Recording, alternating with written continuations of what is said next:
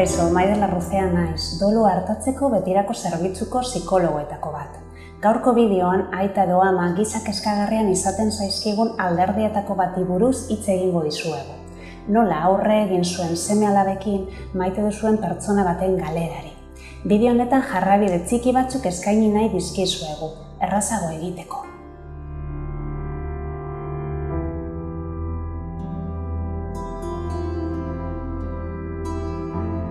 Familiako pertsona bat edo gertuko pertsona bat galtzen dugunean eta familian txikiak daudenean, lehenengo zalantzetako bat hau izaten da. Esan behar diot, nola esan dezaket. Haurrak familiaren parte dira eta horrela sentitu behar dute. Garrantzitsua da beraiek ere parte hartzea. Horregatik saia zaitez laster kontatzen, modu eta lasai eta erraz batean uler dezan.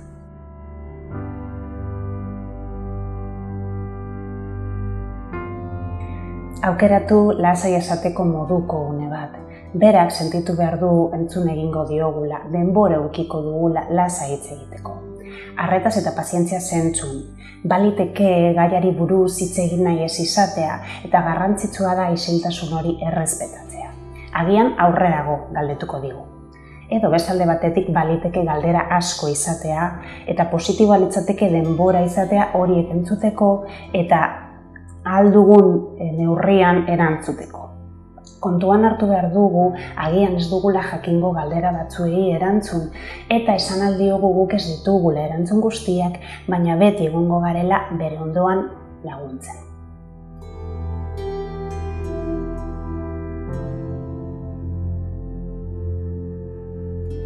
Saiatu hurbil egoten, besarkatu, erakutsi zure maitasuna, berak ohartu behar du hortze gaudela, haren ondoan.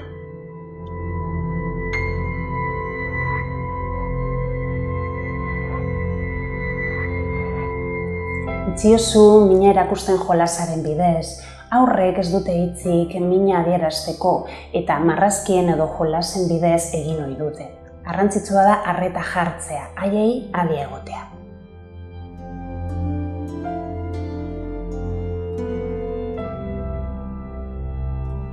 Ez ezkutatu minak eragiten dizkizun emozioak. Garrantzitsua da aurrek ulertzea helduok ere triste sentitzen garela. Tristura hori kudeatu ezin izango duzun emozio bat bada, egokiena kanpora irtetea da, bakarrik edo beste heldu batekin. Segurtasunik senti baitetezke kontrolik gabeko emozio baten aurrean. Baina bere neurrian kudeatutako emozio bat bada, positiboa da.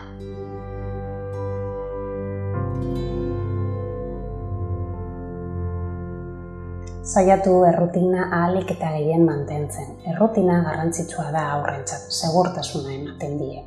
Nahiz eta zaila den horrelako zerbait gertatu denean, aurrentzat positiboa da lehen genuen errutina mantentzen saiatzea.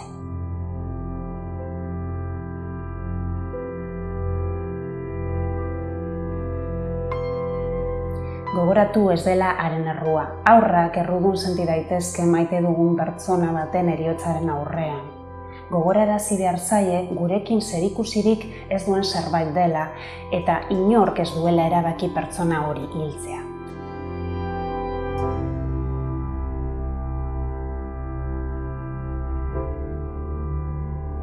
Ez izan beldurrik heriotza hitza erabiltzeko. Saiatu honelako esaldiak ez erabiltzen. Alde egin du, zerura joan da. Izan ere horrek guztiak aditzera eman diezaioke pertsona hori itzuli egingo dela.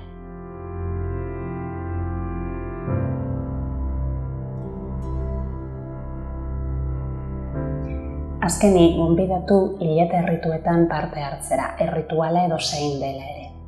Aukera bezala ulertu behar du, ez derrigorrez egin beharreko zerbait bezala.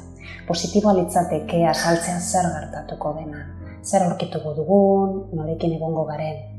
Eta berak joatea erabakitzen badu lagundu, eta ez joatea erabakitzen badu errespetatu. Bideo hau amaitu aurretik gogoratu nahi dut betirako zerbitzukoak prest gaudela dolu prozesuan laguntza behar duzuen pertsonei laguntzeko. Doako telefono zenbakia 900-808-754 da eta betirako.org webunean ere jar zaitezkete harremanetan gurekin. Eskerrik asko.